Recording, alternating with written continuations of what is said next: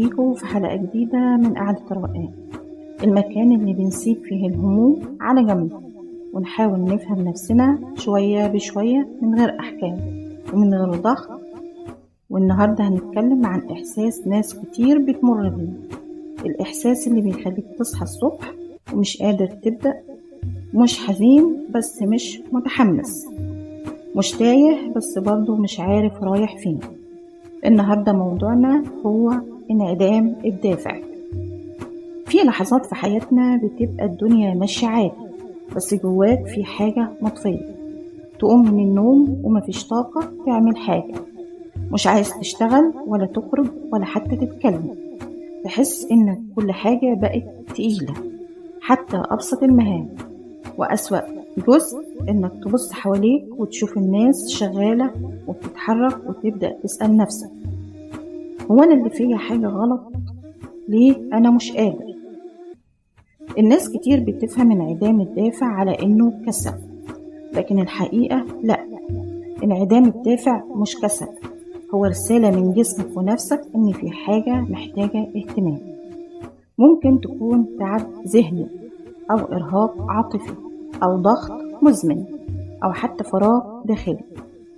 إحنا بنعيش في زمن بيقدس الإنتاجية لدرجة إننا نسينا إن الإنسان مش مكنة، نسينا إننا مش لازم نكون بنعمل كل يوم حاجة عظيمة، وإن أوقات السكوت هو اللي بيشفي.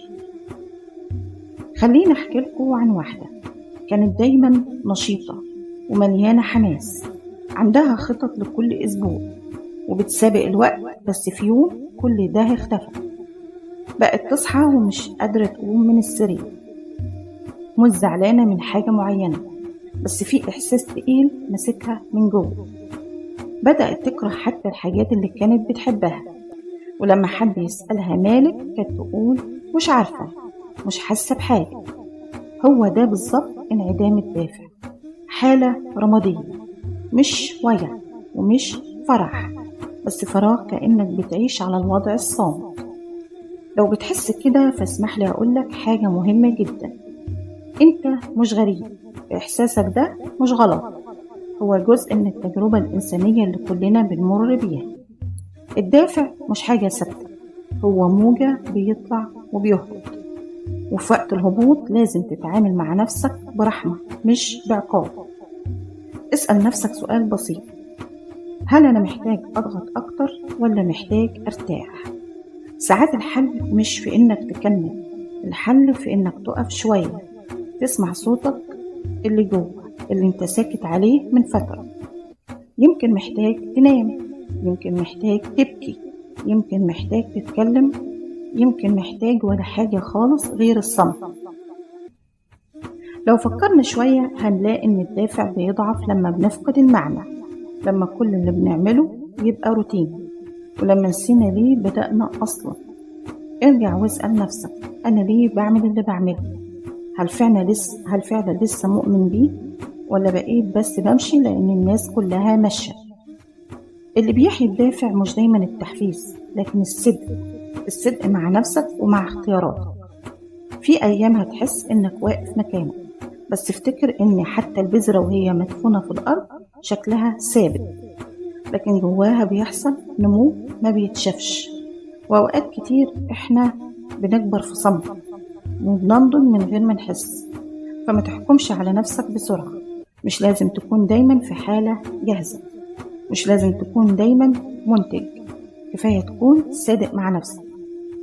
لو دلوقتي حاسس بانعدام الدافع، جرب تعمل حاجات صغيرة جدا من غير هدف كبير، زي إنك تفتح الشباك وتشم الهواء، أو تسمع حاجة بتحبها، أو تكتب سطر واحد من فكرة جواك. الحاجات الصغيرة دي مش تافهة، هي اللي بترجع النبض للحياة شوية شوية. مفيش دافع بيفضل دايم، ومفيش حالة بتستمر على طول، لكن اللي بيفرق هو ازاي تتعامل مع نفسك وانت فيها. عاملها بلطف، ما تهاجمش نفسك لانك فقدت الحماس. الراحة مش ضعف، الراحة استعداد لبداية جديدة. وفي نهاية القعدة دي عايزة أقولك جملة يمكن تمشي بيها الأيام الجاية، لما تفقد الدافع ما تجريش تدور عليه بره، دور عليه جواك. لأن يمكن الدافع مش مفقود، هو بس متخبي ورا تعبك. كنت معاكم في قعدة روقان.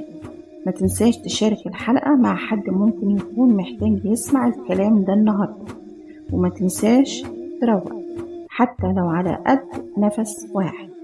سلام.